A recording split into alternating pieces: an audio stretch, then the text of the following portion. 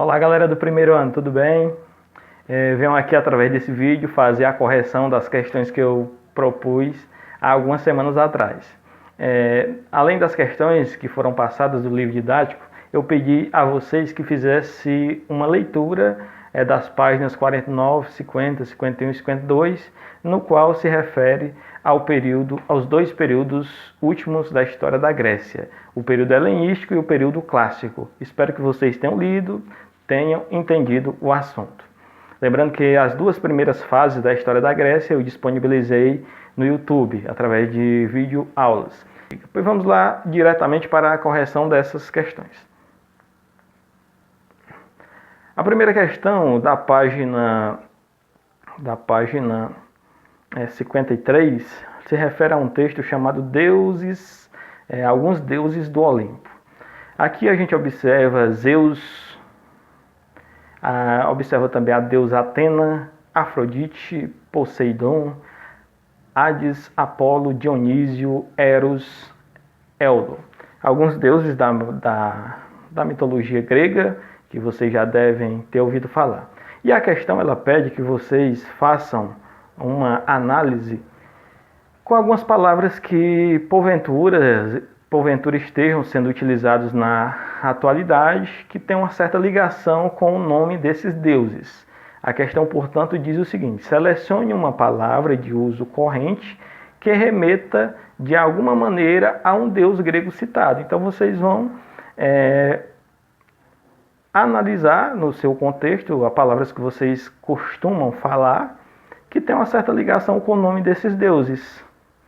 Espero que vocês tenham conseguido encontrar pelo menos uma. A questão pede pelo menos uma palavra, né? Eu imagino que vocês devem ter encontrado. Por exemplo, será que podemos estabelecer, fazer uma comparação de alguma palavra que existe na atualidade com o nome da deusa Afrodite? Será que conseguimos fazer essa relação?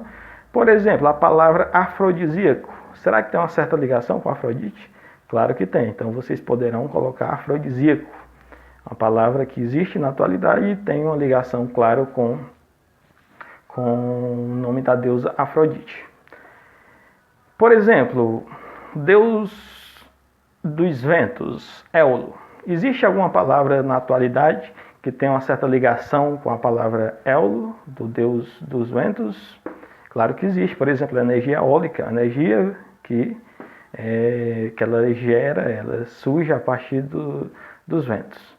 Então, a energia eólica é uma palavra, eólica é uma palavra, claro, ligada ao Deus dos ventos, né? Então, a gente percebe que tem algumas palavras no nosso dia a dia que tem uma certa ligação com esses deuses da antiguidade, deuses da mitologia grega. São palavras que até hoje são faladas, que têm uma certa ligação com essas palavras gregas. Atena, por exemplo, deu origem à capital da Grécia atualmente, que é Atenas, não é isso?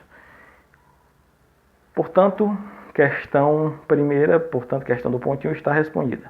Vamos para essa questão referente à Academia de Platão. Essa questão, vocês devem ter lido o texto, ela faz o seguinte questionamento. A ausência de mulheres do âmbito recorda que nesses tempos o mundo das letras, da filosofia, era essencialmente masculino, assim como o da política. Por quê? Academia de Platão, né? Lembrando que estão se referindo às características presentes na sociedade grega, principalmente em Atenas, no qual as mulheres não eram consideradas cidadãs. É bom ressaltar que as mulheres eram excluídas do processo político.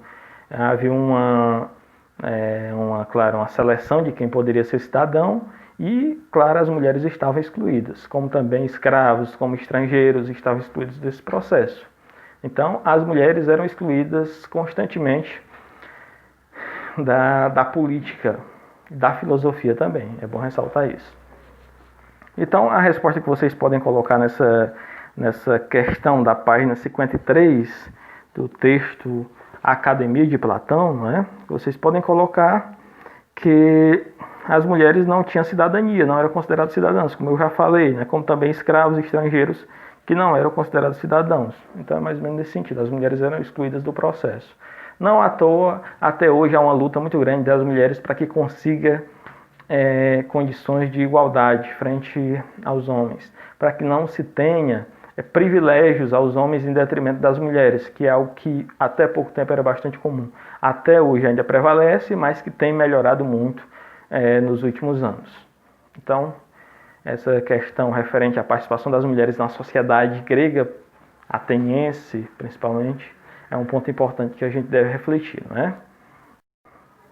Vamos para a questão número 7, agora da página 54. Qual a principal razão das guerras greco-pérsigas ou médicas? A principal razão, a resposta que vocês devem colocar nessa questão, vocês vão abordar que a principal razão da guerra era a cobiça, era a intenção dos persas de expandir o seu território. Os persas viviam de expansão territorial, eles já tinham dominado quase toda a região da Ásia e estava com o objetivo de dominar a parte mais a oeste também. E como empecilho para essas conquistas estava a Grécia. Então, um dos principais motivos é essa intenção persa de aumentar o seu território, de expansão territorial. Isso gerou uma rivalidade com os gregos. Além disso, além da expansão territorial, que vocês já devem ter escrito aí no caderno de vocês devem abordar também que havia um interesse comercial muito grande no mar Egeu. Se vocês observarem no mapa, percebam que a Grécia ela tem o mar entre a Grécia e partes mais a oriente, que separa esses territórios. E os persas ficavam nessa parte mais a oriente e os gregos na parte mais ocidental. E no meio estava o mar Egeu. E nesse mar Egeu era comum acontecer várias negociações, várias atividades comerciais, e isso despertava o interesse também dos persas e dos gregos também. Então a guerra se deu por esses motivos. Tá, ok? Resposta, portanto, das 7 são esses: expansão territorial e interesse comercial no mar Egeu. Tá, ok? Vamos para a 8ª agora. Qual a importância da Guerra do Peloponeso na história política das cidades gregas? A Guerra do Peloponeso foi uma guerra que teve como combatentes duas grandes cidades gregas. A cidade de Atenas, que voltou fortalecida das guerras greco-pérsigas, e Esparta. Essa Guerra do Peloponeso, ela tem uma importância muito grande pelo seguinte fator. Após a Guerra do Peloponeso, Esparta venceu a guerra. Esparta, como vocês sabem, Esparta tinha uma preparação militar muito grande, preparava os seus homens só para a guerra praticamente, e eles conseguiram vencer os atenienses. E após essa Guerra do Peloponeso, Atenas perde o poder e Esparta ascende como a principal potência política, econômica da Grécia Antiga. Então a importância está nesse sentido.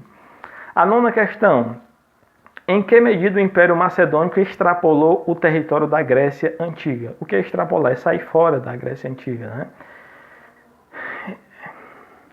O Império Macedônico, ele teve a liderança do grande Alexandre, ficou conhecido na história como Alexandre o Grande, um grande conquistador de territórios, invadiu, conquistou grande parte do que hoje nós compreendemos como Europa e grande parte do que hoje nós compreendemos como Oriente Médio. Essa região toda foi conquistada pelos soldados de Alexandre o Grande.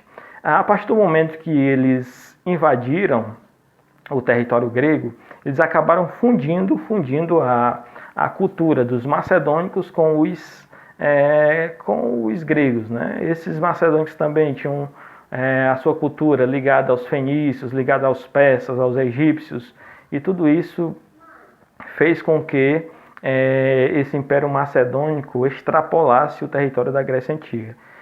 E essa cultura grega foi levada por Alexandre o Grande para várias regiões fora da Grécia, né? É um ponto importante.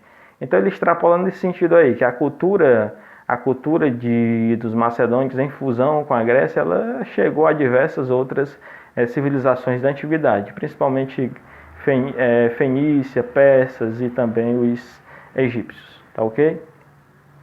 E a última questão aqui dessas questões dessa página aqui. Vamos lá. A questão 10. É possível definir a cultura helenística como sinônimo da cultura grega?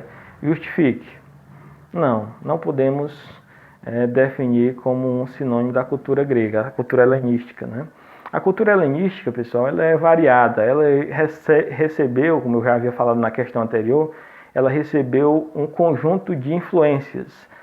Como eu falei, fenícios, persas, se misturou com a cultura egípcia, tudo isso estava fundido aí na cultura helenística.